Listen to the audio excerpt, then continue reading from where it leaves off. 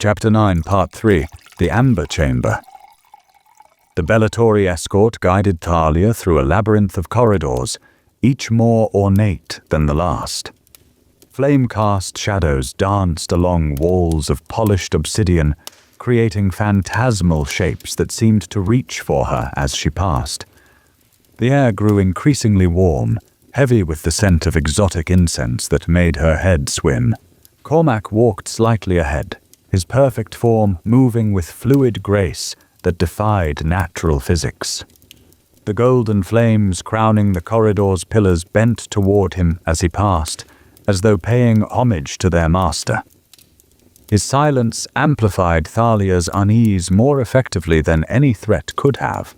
They approached massive doors crafted from what appeared to be solidified amber, their translucent surfaces containing preserved specimens of desert creatures caught in eternal suspension. As they neared, the doors swung inward without visible mechanism or sound. Thalia's heart hammered against her ribs as she crossed the threshold into Cormac's private domain. The antechamber opened before her, a circular space whose curved walls featured elaborate tapestries depicting the first sorceress bestowing gifts upon kneeling supplicants. But it wasn't the artwork that caused her breath to catch in her throat. Arranged throughout the chamber were low divans and cushioned platforms, upon which dozed at least a dozen women in various states of undress.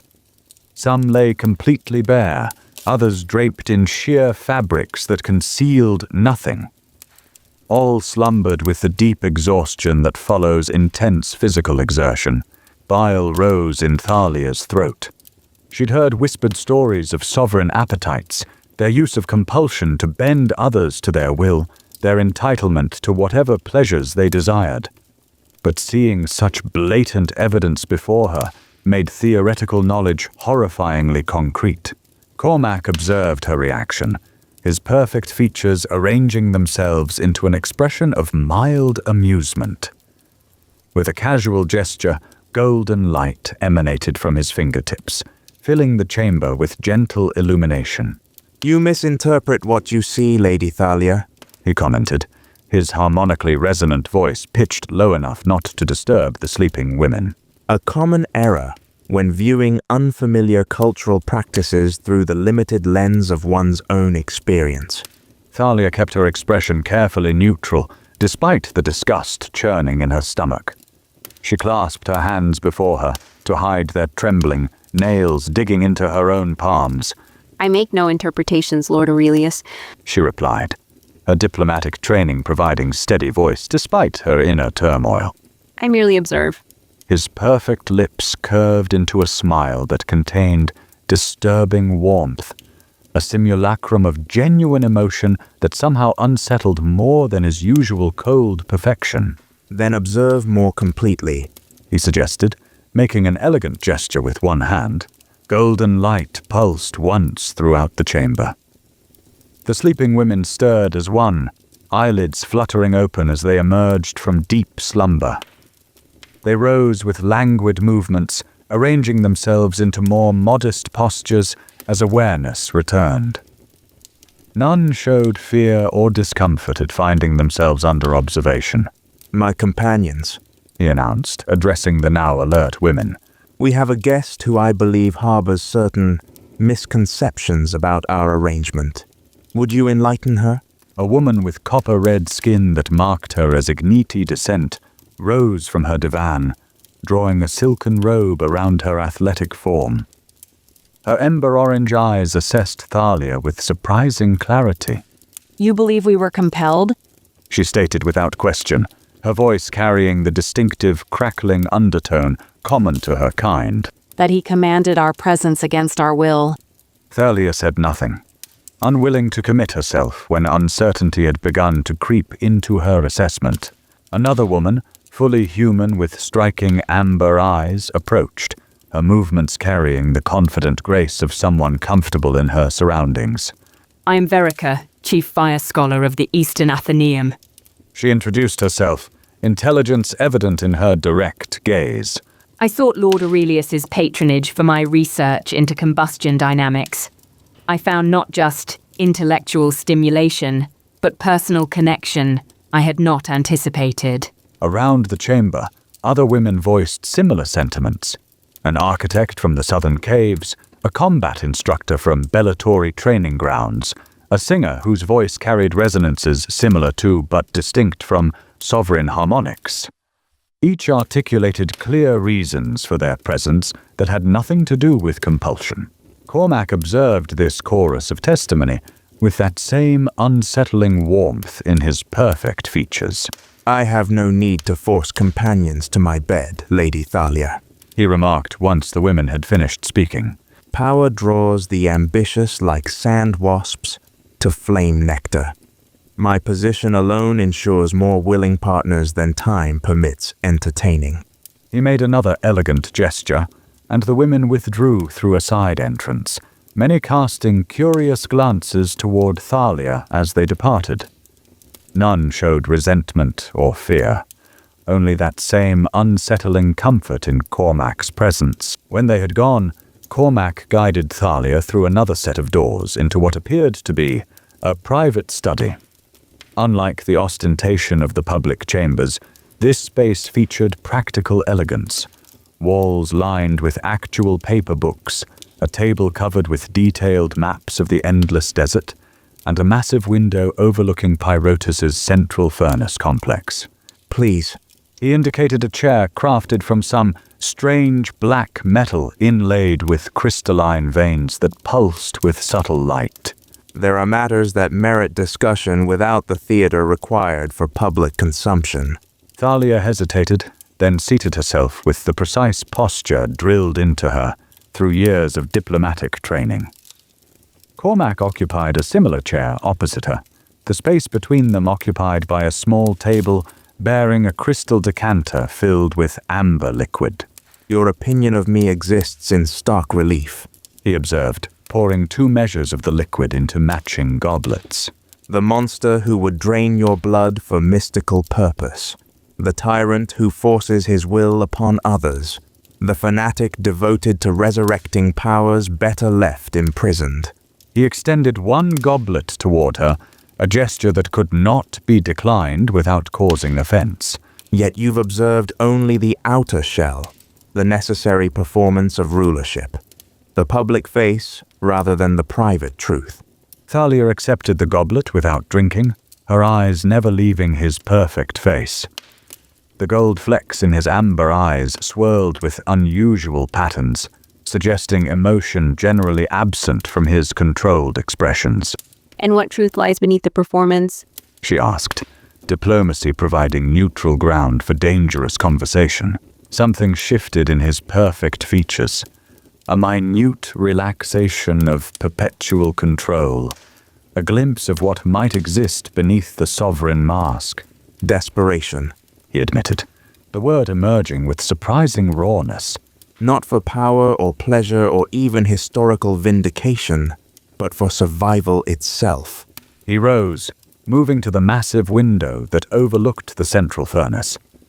Below, hundreds of workers scurried around the massive machinery, feeding unknown materials into its ever-hungry maw. The walking cities are dying, Lady Thalia, he stated, watching the flames leap higher as new fuel entered the furnace. Not dramatically, not suddenly, but with the inexorable certainty of a wound that will not heal.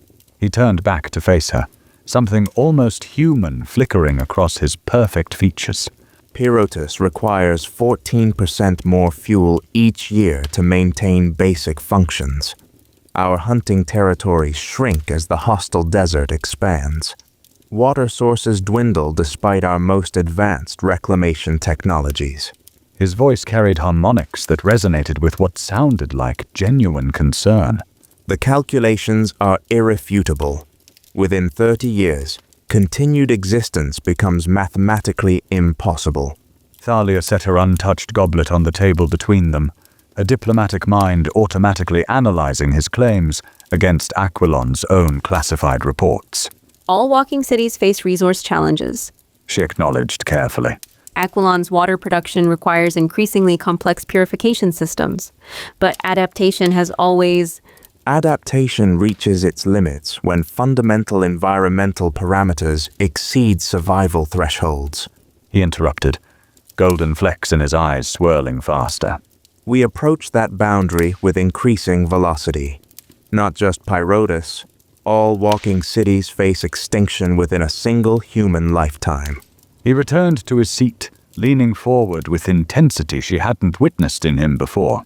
The Nine created oases that housed entire cities as arcs to preserve humanity through the great desertification, he explained, conviction evident in his harmonically resonant voice. Their imprisonment wasn't merely political overthrow, it was civilizational suicide. We severed ourselves from the only beings powerful enough to reverse the environmental collapse. We in our arrogance tamed desert beasts and transformed them into walking cities in poor imitation of the Nine's power. Thalia's mind worked rapidly, comparing his claims against historical knowledge from Aquilon's archives. The rebellion against the sorceresses had indeed coincided with the spreading of the endless desert, but causation remained theoretical rather than proven. You believe their release would restore environmental balance? She asked, careful to frame the question as inquiry rather than challenge. I know it, he stated with absolute certainty. The first has shown me visions of what once was, and what could be again. Verdant plains where desert now dominates, rivers flowing where only dry washes remain. The walking cities transformed from nomadic survival vessels to centers of permanent civilization. His perfect hand gestured toward the central furnace visible through the window, its flames casting dynamic shadows across his features. This hunger we feed daily, this constant consumption required for minimal survival, becomes prosperity and abundance under their guidance. For the first time, genuine emotion seemed to break through his perfect facade, his voice carrying urgency beyond calculated manipulation. I seek their return, not for power or glory, but because the alternative is extinction.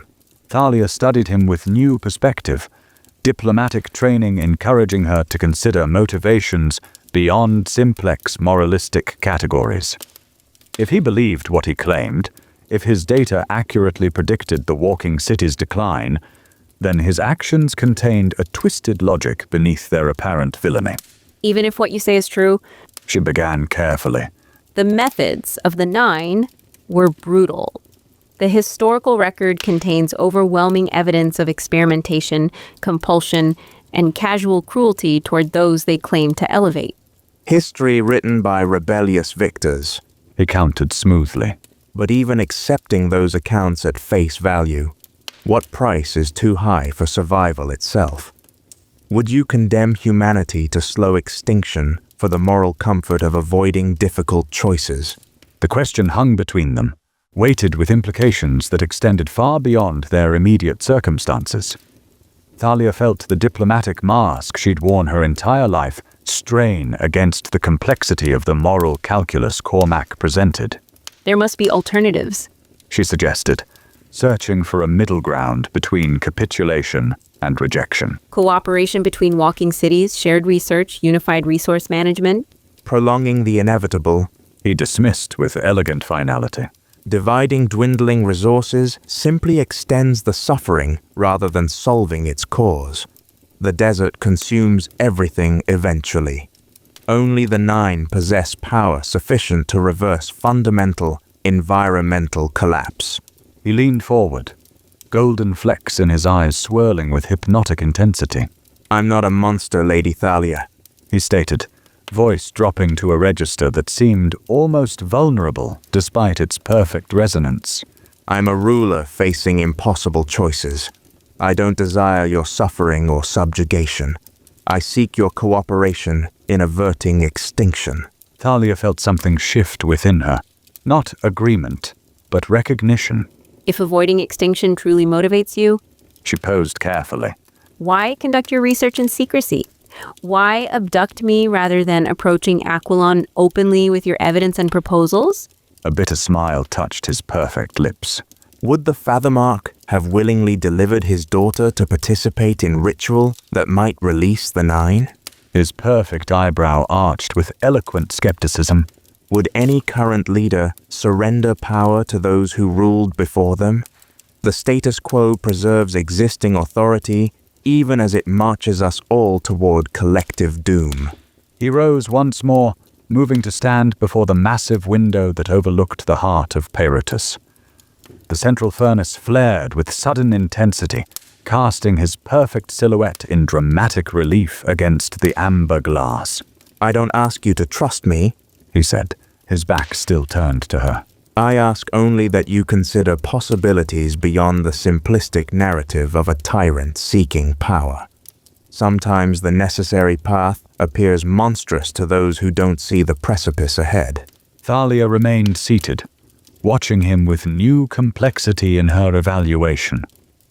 The diplomatic part of her mind calculated angles and motivations, seeking leverage in this unexpected revelation of vulnerability. But beneath that professional analysis, something more personal stirred. Recognition that even perfect monsters might contain understandable humanity within their terrible ambitions. What exactly do you propose? She asked finally, neither accepting nor rejecting his worldview. He turned back toward her, perfect features arranged in an expression of cautious hope that seemed almost genuine. Witnesses the evidence yourself, he offered. Review our environmental projections. Speak with the scholars who have dedicated their lives to these calculations. Form your own assessment of the extinction timeline. He moved closer, though still maintaining respectful distance. And then, if the evidence convinces you, participate willingly rather than through coercion.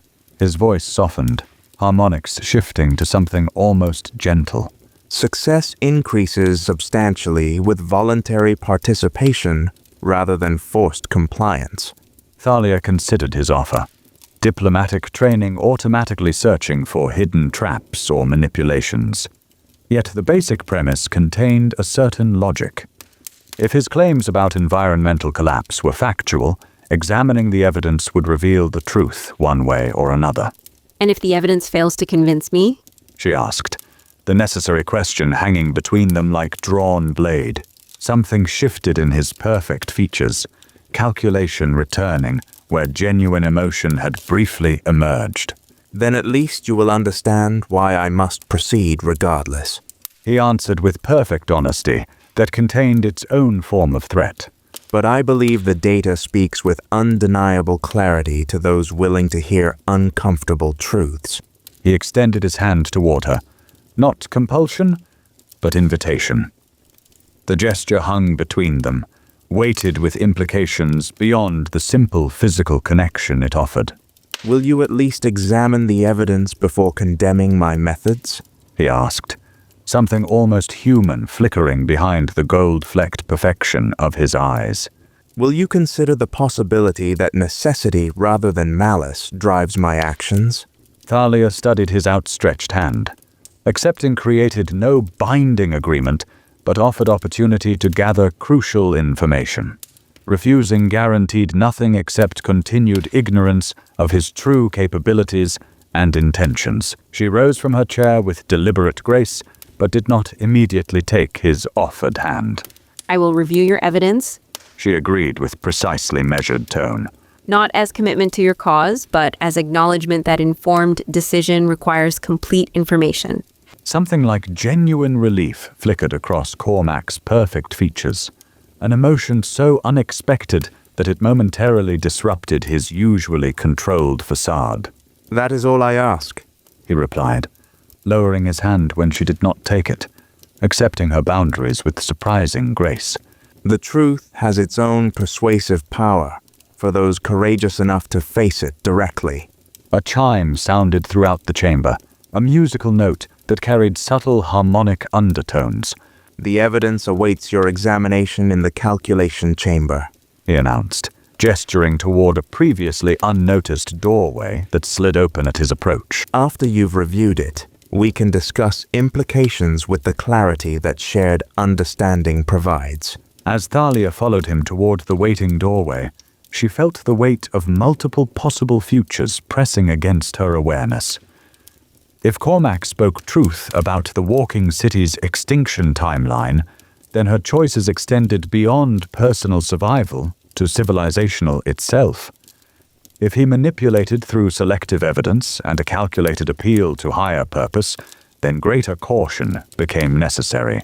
Most disturbing of all was the third possibility, that Cormac believed his own narrative completely, acting from genuine conviction rather than cynical manipulation.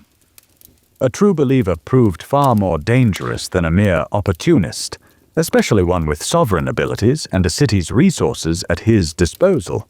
The doorway closed behind them, sealing them within a chamber whose walls consisted entirely of transparent crystal, etched with mathematical formulas of extraordinary complexity.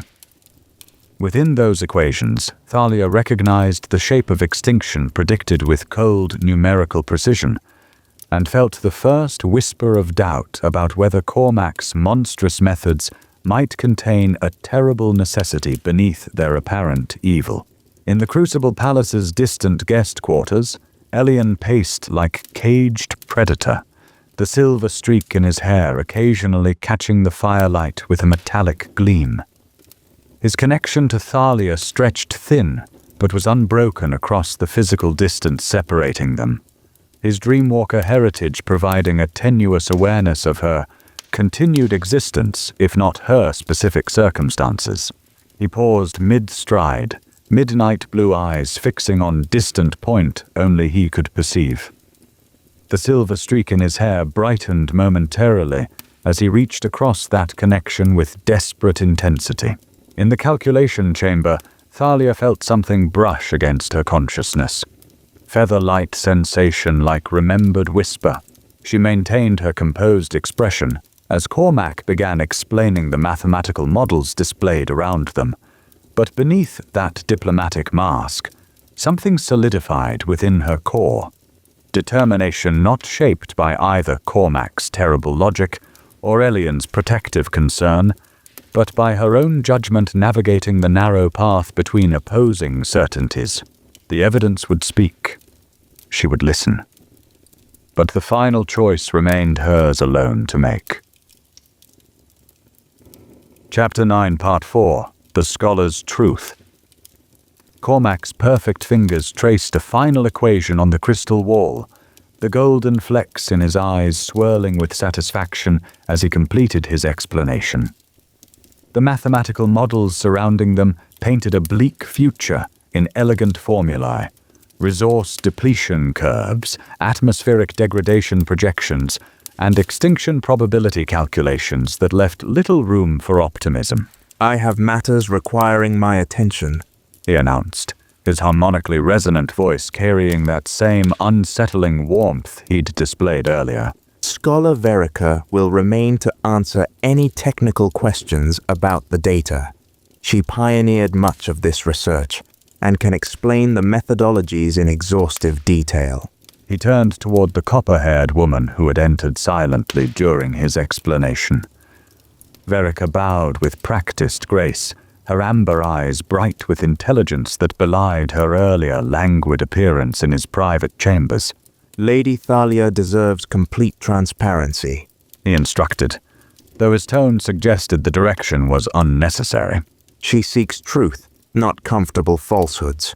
"Of course, my lord," she replied, her voice carrying the crisp precision of a trained academic beneath its respectful surface. Cormac nodded, then fixed his gold-flecked gaze on Thalia once more. "Consider the evidence with the objectivity it deserves," he said, something almost like plea entering his perfect voice. "Not for my sake, but for all who would perish if the current trajectory remains unchallenged." With that final statement hanging in the air, he departed. The massive crystal door sealed behind him with a sound like distant bells, leaving Thalia alone with the scholar in the chamber of mathematical prophecies. Verica approached with a subtle smile, her movements carrying practiced grace despite her academic bearing. Her copper hair was now neatly arranged, her silken robes exchanged for more professional attire that still managed to accentuate her figure. He can be rather intense, She observed with surprising familiarity, gesturing toward a seating area Thalia hadn't noticed before. Crystal chairs arranged around a low table materialized from what had appeared to be solid floor. The burden of seeing what others refuse to acknowledge weighs heavily upon him. Thalia settled into one of the chairs, maintaining diplomatic composure despite her internal unease. Your research appears quite comprehensive. She observed, steering toward professional territory. How long have you been studying these environmental patterns? Verica's amber eyes brightened with scholarly enthusiasm. She tapped a section of the crystal wall, causing the mathematical formulas to shift into three-dimensional projections of the walking city's migration patterns across decades. Nearly 15 years. She replied, her fingers moving through the holographic display with practiced precision. What began as simple fuel consumption trend analysis revealed disturbing acceleration patterns. The desert isn't just expanding, it's changing composition. She manipulated the display again, zooming into microscopic renderings of sand particles from different time periods. The differences were subtle, but unmistakable, crystalline structures becoming more complex. The endless desert is becoming more efficient at destroying life, She explained, academic passion momentarily overriding social niceties. Each walking city requires increasingly complex adaptations just to maintain current survival rates. But the mathematical limits of adaptation appear in approximately 3 decades. Thalia studied the projections with growing concern. The data aligned disturbingly well with classified reports she'd glimpsed in her father's council chambers, projections Aquilon's leaders rarely discussed openly. Have you considered cross-city collaboration? Shared resources or combined research initiatives? Verica's expression shifted, humor briefly replacing academic intensity. You diplomats all think alike. She said, though her tone held no malice. Lord Aurelius suggested you might propose exactly that alternative. She pulled up another projection, this one showing multiple walking cities converging on limited resources with catastrophic results. Collaboration merely delays the inevitable. She concluded, fingers tracing the declining survival curves. It's like 9 people sharing a water skin in the desert. Everyone dies more democratically, but they still die. She paused, studying Thalia's face with unexpected shrewdness. But you seem to have other questions on your mind. A knowing smile curved her lips. You're wondering about me, about us, about him. Heat rose unexpectedly to Thalia's cheeks. The scholar's directness caught her off guard. Your relationship with Lord Aurelius isn't relevant to the environmental data, She replied, attempting to redirect the conversation. Verica laughed, the sound surprisingly melodic for someone whose life revolved around mathematical formulas. Oh, but it is. She countered, leaning forward with conspiratorial intimacy. Understanding the man reveals much about his motivations. Don't you diplomats always seek the person behind the policy? Before Thalia could formulate an appropriate response, Verica continued with startling candor. He's extraordinary, you know. She said, amber eyes gleaming with what appeared to be genuine admiration rather than compelled adoration. Not just intellectually, which you'd expect from a sovereign, but physically. Her gaze traveled meaningfully down Thalia's form, then back to her face. Sovereigns are engineered for perfection in all things. She continued, lowering her voice despite their apparent privacy. But even among his kind, Cormac is exceptional. She traced a length in the air with her hands that made Thalia's eyes widen involuntarily. And he knows precisely how to use what nature, or rather enhancement, provided. She added with a satisfied smile. I still remember my first night with him. I'd come to present my research findings, prepared for academic dismissal. Instead, he understood the implications immediately, asked questions none of my colleagues had considered, and then... She trailed off. the memory clearly pleasant enough to momentarily distract her from scientific precision. I'm not sure this is appropriate discussion. Thalia managed, diplomatic mask slipping slightly as embarrassment colored her cheeks. Appropriate? Verica laughed again. You're considering joining his most intimate circle, becoming part of the salvation he envisions. Shouldn't you know what that entails? Completely? Thalia blinked in surprise. I've made no such decision. She corrected firmly. I'm merely reviewing evidence regarding environmental projections. Of course. Verica agreed with a smile that suggested she believed otherwise. But when you do decide, the evidence is irrefutable. You should know what awaits beyond formal ceremonies and scientific collaboration. She leaned even closer, her voice dropping to a whisper that seemed almost musical in its enthusiasm. We share him, you know? All of us. Sometimes individually, sometimes... Her amber eyes sparkled with mischief. Lysandra, the flame oracle you met earlier. She has this remarkable technique involving fire manipulation at very specific temperatures. The sensation is indescribable. Despite her diplomatic composure, Thalia felt heat rising further in her cheeks. Verica seemed to take this as encouragement rather than discomfort. And Amira from the Eastern Territories? Her flexibility defies ordinary anatomy. When she and I together... She made a gesture that required no translation. Scholar Verica? Thalia interrupted, finding her diplomatic voice once more. While I appreciate your candor, perhaps we could return to the environmental projections. The mathematical models regarding precipitation decline seemed particularly relevant to Aquilon's interests. Verica looked momentarily disappointed, but rallied with professional grace. Of course, She agreed, turning back toward the crystal displays.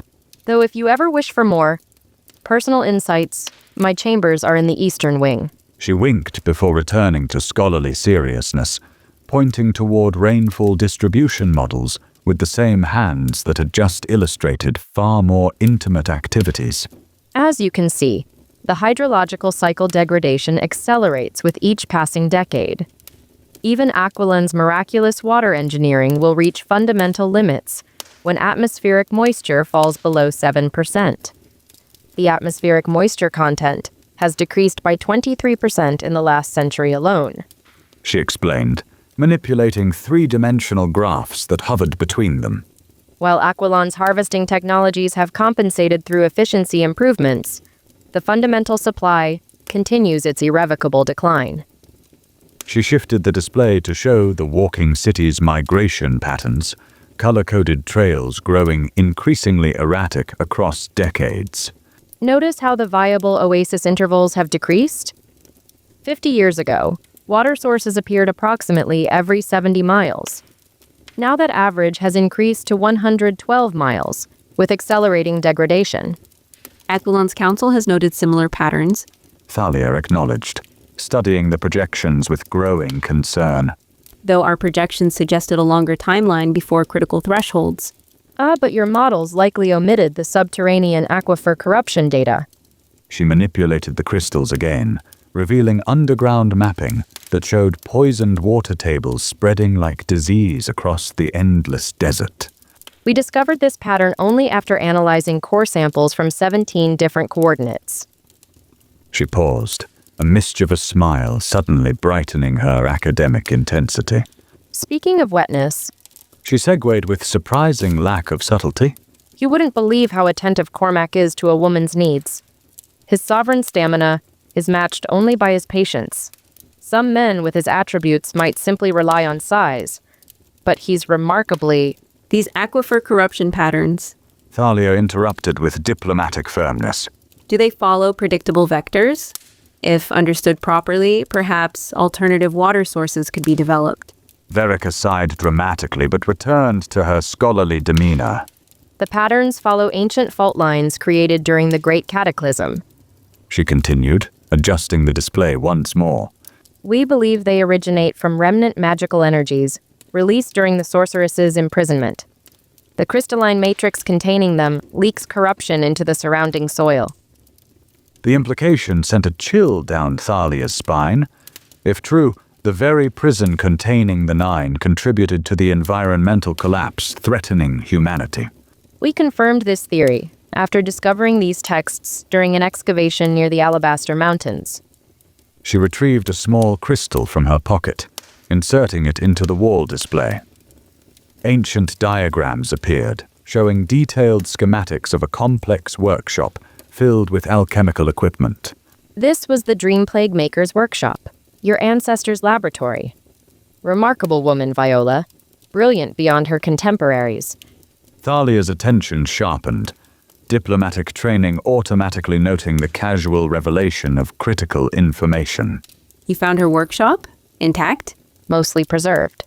Verica nodded, seemingly unaware of the significance of what she'd shared. The location remained sealed until an earthquake 3 years ago revealed the entrance. Cormac personally led the excavation. She manipulated the diagram, focusing on a specific chamber filled with scroll cases and crystal containers. Her research archives contained the original Dream Plague formula, along with something even more valuable. Her personal journals documenting alternative applications she never implemented. Scholarly enthusiasm animated Verica's features. Including theoretical methods to reverse its effects. Before Thalia could pursue this revelation further, Verica's attention wandered again. Did you know Cormac brings flowers? Actual living flowers, not the metallic ones that grow in Pyrotis gardens. Her amber eyes softened with genuine warmth. He has them cultivated in special environmental chambers. Each woman receives blooms matched to her personal tastes. Mine are midnight orchids from the far wastes. He remembers such details despite managing an entire city. Thalia filed away the information about Viola's workshop while maintaining diplomatic composure. The Dream Plague reversal theories, were they implemented in your models? Do they factor into Lord Aurelius's proposed solution? They form the theoretical foundation. Verica confirmed, returning reluctantly to scholarly matters. Though implementation requires both the original blood formula, that's you, dear, and a dreamscape connection powerful enough to bridge physical and dream realms simultaneously. She gave Thalia a knowing look. Your silver-streaked companion provides that component, though Cormac was prepared to use alternative methods, if necessary. The synchronicity of finding both bloodlines simultaneously suggests destiny rather than coincidence, doesn't it? Thalia kept her expression neutral despite the internal shock. Viola's workshop location, her journals, reversal formulas, information that could prove critical to understanding their true options beyond Cormac's manipulative frameworks. Unfortunately, the Alabaster Mountains excavation site is no longer active. She continued, absently adjusting her copper hair. We were forced to abandon it 6 months ago after disturbing something ancient. Her scholarly enthusiasm dimmed momentarily, genuine concern replacing academic passion. The excavation team uncovered a chamber in Viola's workshop. Something was sealed there, a guardian of some kind, not entirely physical. She suppressed a shudder. The first squad of Bellatori who investigated simply disappeared. When Cormac sent his elite platoon to investigate, only 2 returned. Their battle trance marks were burned completely from their skin. What kind of entity could affect Bellatori enhancements that way? Unknown. She admitted, rare uncertainty entering her voice. The survivors described it as shadow made solid, or darkness with teeth. Their reports were inconsistent, trauma-affected. Cormac declared the site sealed after losing 37 elite warriors. She straightened, professional demeanor returning. Fortunately, we had already retrieved several valuable artifacts before the incident. A few of Viola's journals, some formula scrolls, and equipment schematics, all safely stored beneath the Crucible Palace. Level 9, Western Quadrant. Cormac visits the archives weekly to study her methodology, despite the significant security measures now in place. Her expression softened once more, admiration evident in her amber eyes. He's utterly fearless, you know. After the Guardian incident, he personally led the evacuation operation. When Bellatori Commander Vasek fell, Cormac carried him 15 miles through mountain terrain. Saved his life. She sighed appreciatively. Such strength in those perfect arms. I remember when he... She sighed dreamily, her academic focus dissolving once more. These corruption patterns, Thalia said. He's so dedicated to knowledge. Last week, after reviewing the formula scrolls, he surprised me in my chambers. Still in his research robes, mind you. But when he... These corruption patterns? Thalia interrupted again more forcefully, gesturing toward the aquifer displays. How do they interact with atmospheric moisture depletion? The combined effect appears to create exponential rather than linear degradation. The mechanism is currently unknown, but it is observable. For the next several hours, Verica guided Thalia through the environmental models with impressive thoroughness. Despite her earlier inappropriate tangents, the scholar's expertise proved undeniable. Each projection was meticulously documented, methodologies rigorously applied, and conclusions drawn with scientific precision rather than political motivation. Most disturbing were the convergent results from multiple independent analyses, all pointing toward the same timeline of civilizational collapse. The walking cities faced extinction not in some distant future, but within a single human generation. Eventually, mental exhaustion began to cloud Thalia's normally sharp focus. The mathematical models blurred before her eyes, their terrible predictions merging into a forecast too grim to process further. I need time to consider all this, she said, rising from her chair with diplomatic grace that masked her inner turmoil. Might I return to my chambers to rest? Of course.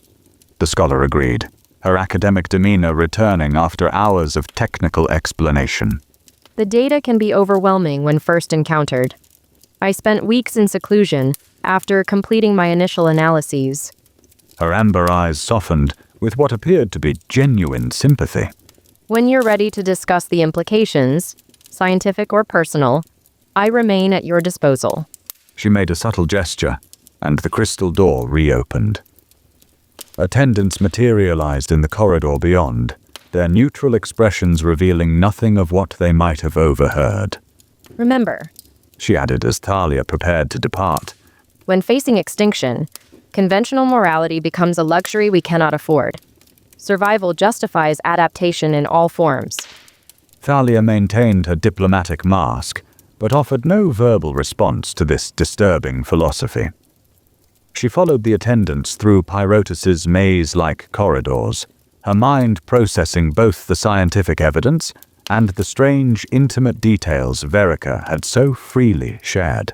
Part of her recognized the scholar had likely fallen under sovereign influence, whether through direct compulsion or the subtle pressure of proximity to power. Yet another part wondered if Verica's evident satisfaction contained genuine elements rather than merely manufactured devotion. The attendants guided her through the final corridor leading to her assigned chambers. As the massive doors opened, Thalia pushed these unsettling thoughts aside, focusing instead on what awaited within. Elian stood at the chamber's center, tension evident in every line of his body. The silver streak in his hair caught firelight from the perpetual flame fountain as he paced with predatory impatience. At her entrance, he spun toward her, relief and concern warring for dominance in his expression. Thalia? He breathed, covering the distance between them in 3 quick strides. His hands reached for her shoulders, then hesitated, uncertainty replacing his usual confident movements. Did they... She stepped into his suspended embrace, diplomatic masks falling away as she pressed her face against his chest. His arms encircled her immediately, pulling her close with protective urgency that communicated more than words ever could. I'm unharmed, she assured him, voice muffled against the fabric of his borrowed Pyrotus garments. But Elian, the things they showed me. She pulled back just enough to look into his face, finding midnight blue eyes studying her with an intensity that made her heart race, despite their dire circumstances. What if they're right? The question emerged as little more than whisper. What if the extinction calculations are accurate? What if the only alternative is... Elian's expression hardened, the silver streak in his hair catching light as he shook his head. They're manipulating you. he stated firmly, though his hands remained gentle against her back. Using truth to sell a lie. Classic technique. Present verifiable facts, then slip falsehood between them. You haven't seen the data. She countered, though without pulling away from his embrace. The environmental decline appears irrefutable. Multiple independent analyses confirm the timeline. The walking cities are dying, Elian. His jaw tightened, but his eyes never left hers. Even if that's true, He conceded with evident reluctance. releasing beings who once enslaved humanity through magical compulsion isn't the only solution. It's the solution that puts Cormac at the center of a new power structure. His fingers traced gentle patterns against her spine, the contrast between his protective touch and his hard words creating a strange dissonance. Did he mention what happens after this miraculous restoration? He asked, voice dropping to ensure privacy despite the chamber's apparent emptiness. Who rules this lush new world? Who controls access to resources? Who decides what we can and cannot do? Thalia hadn't considered these questions amid the overwhelming environmental data. The implications settled cold and heavy in her stomach. He presented himself as reluctant savior, She admitted, recalling Cormac's performance of vulnerability. a leader making difficult choices for survival rather than power. Of course he did. Elian replied, a hint of that rough edge entering his voice. It's the only narrative that might convince someone with your moral framework. Appeal to greater good, greater necessity. Make the monstrous seem merely pragmatic. His hands moved to cradle her face with unexpected tenderness that contradicted his harsh assessment. What else did they show you? He asked, thumbs tracing gentle circles against her cheekbones. Beyond environmental models? Heat rose unexpectedly to Thalia's face as Verica's explicit conversations resurfaced in her memory. The scholar's descriptions of Cormac's physical attributes and sexual prowess seemed particularly inappropriate to share, Just data. she replied, the slight aversion of her eyes betraying the incomplete nature of her response. Elian's expression shifted, something dangerous flickering through his midnight blue eyes. They tried to seduce you? He stated rather than asked, the words emerging with surprising rawness. Not just intellectually. Thalia stepped back slightly, though not entirely out of his embrace. The scholar who presented the data shared inappropriate details about Cormac's personal relationships. She acknowledged, diplomatic understatement failing to fully capture Verica's explicit descriptions. It was unprofessional and irrelevant. Something complex moved across Elian's features, jealousy mingled with protective rage, yet tempered by clear effort at self-control. Another manipulation. He managed, voice rougher than before. Create uncertainty. Suggest alternatives. Divide loyalties. Classic sovereign techniques. I wasn't tempted. She assured him, though the words emerged with defensive haste that surprised her. Had some part of her responded to Verica's seductive descriptions despite her conscious rejection? Elian studied her face with unsettling perception, reading complexities she herself hadn't fully processed. The silver streak in his hair caught firelight as he nodded slowly. Even perfect manipulation contains flaws. He observed, drawing her back into his embrace with gentle insistence. They're trying too many approaches simultaneously. Intellectual persuasion, sensual temptation, apocalyptic fear. Desperation makes them clumsy. His certainty steadied her, providing an anchor amid the swirling currents of Cormac's manipulations and her own conflicted responses. We need to leave this place. She whispered against his chest, feeling his heartbeat strong and steady beneath her cheek. The Wellspring visions showed me the choice approaching, but not when. Soon, He agreed, his hand moving to stroke her hair with tenderness that belied the danger surrounding them. the silver knife remains dormant, but I still have my Dreamwalker abilities. He drew back just enough to meet her gaze, midnight blue eyes holding hers with an intensity that made her breath catch. Tonight, He whispered, his lips barely brushing the shell of her ear as his voice dropped to a mere breath. when the city sleeps and guards grow careless. While my body has been confined to pacing these four walls, my mind has traveled far. His fingers traced an absent pattern against her shoulder, mirroring the invisible paths he'd memorized. I've been dreamwalking through the minds of bored guards caught in daydreams, mapping their routes, finding the blind spots in their attention. There's a way out, Thalia. I've found it. And if we're caught? The question emerged despite her trust in his abilities. A ghost of a smile touched his lips, though it contained no humor. Then we discover whether Cormac values his ceremonial components enough to keep them alive despite defiance. He replied with grim practicality. But I don't intend to be caught. His confidence steadied her further. She nodded, decision crystallizing within her. Tonight? She agreed, the single word sealing their commitment to action. Outside their chambers, Pyrotus continued its mechanical existence. Furnaces burning, workers laboring, the entire city consuming resources at unsustainable rates that pointed toward eventual extinction.